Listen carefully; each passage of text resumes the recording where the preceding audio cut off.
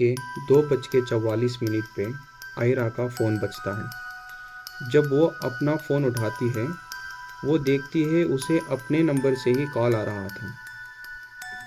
आयरा आधी नींद में फ़ोन उठाती है।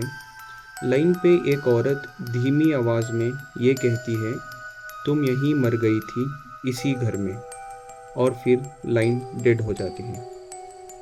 पहले तो आयरा को ये लगता है कि उसके साथ कोई प्रैंक कर रहा है और वो अपना फ़ोन बंद करके सो जाती है। अगली सुबह आयरा ने अपने घर का दरवाज़ा खोला। उसे वहाँ एक लिफाफा पड़ा मिला, जिस पे कोई स्टैम्प नहीं, कोई नाम नहीं था। लिफाफे के अंदर एक पुरानी घर की फ़ोटो और पीछे एक मैसेज लिखा हुआ, पहले तुम यहीं रहती थी और तुम कभी यहाँ से नहीं गई। आयरा ने उस फ़ोटो को अपनी माँ और पापा को दिखाया और रात वाला किस्सा भी सुना दिया। आयरा की माँ को कुछ समझ नहीं आया, लेकिन आयरा के पापा ने घबराती हुई आवाज़ से कहा, इस तस्वीर को जला दो। आयरा को कुछ शक हुआ और आयरा ने उस तस्वीर को नहीं जलाया। अपने पापा का स्ट्रेंज बिहेवियर देख के आयरा समझ गई कि उसके पापा कुछ छुपा रहे हैं और वो उस घर को ढूंढने निकल गई। और कुछ दिन ढूंढने के बाद आयरा को वो घर मिल गया। उस घर के पास ना कोई अच्छी सड़क थी, ना साइन बोर्ड, ना लाइट्स, बस झाड़ियों के बीच एक वीरान सा घर। घबराती हुई आयरा उस घर के दरवाजे तक पहुंची। अचानक उसका फोन बजा और फिर से आयरा को अपने नंबर से ही कॉल आ रहा था। जब आयरा ने फोन उठाया तो फिर से उसी औरत की आवाज आई कि तुम घर आ गई हो, और दरवाजा खुद ब खुद खुल गया। जैसे ही आयरा ने अंदर कदम बढ़ाया, अंदर सब कुछ धूल से ढका हुआ था। वाइट शीट, पुराना फर्नीचर, सिर्फ एक चीज अलग थी, एक बड़ा सा साफ आईना। उस पे लिखा था, तुम यहीं थी, तुम अभी यहीं हो और हमेशा यहीं रहोगी। आयरा डर कर पलट के भागने की कोशिश करती है, पर दरवाज़ा गायब हो चुका था। दरवाज़ा गायब होता हुआ देख आयरा इधर उधर भागने लगती है और उसको हर कदम पे उसी घर की यादें आने लगती हैं। उसका खेलता हुआ बचपन, पापा के साथ फिरना, दादी की आवाज़।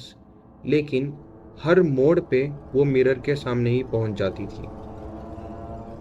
तभी आयरा की नज़र उस मिरर के रिफ्लेक्शन पे पड़ती है और उसकी पीछे एक काली परछाई नज़र आती है। आयरा पलट के देखती है, वहाँ कोई नहीं होता। फिर से मिरर देखती है। इस बार परछाई अब और करीब होती है। डर के मारे आयरा चिल्लाती है और अचानक से मिरर टूट जाता है। कांच के टूटे हुए टुकड़े आयरा के हाथ और चेहरे पे घाव कर देते हैं और उसी घाव के खून से नीचे लिखा हुआ था, तुम्हें मुड़ना नहीं चाहिए था। फिर टूटे हुए कांच के बीच से एक ठंडा सफ़ेद हाथ निकलता है, उसके पैर को पकड़ लेता है और खींच के कांच के अंदर ले जाता है। आयरा का कोई पता न होता देख उसकी माँ घबरा के उसकी दोस्तों और पुलिस को कॉल करने लगती है। तभी आयरा के पापा कहते हैं, वो उस घर के पास गई होगी, हमें तुरंत चलना चाहिए।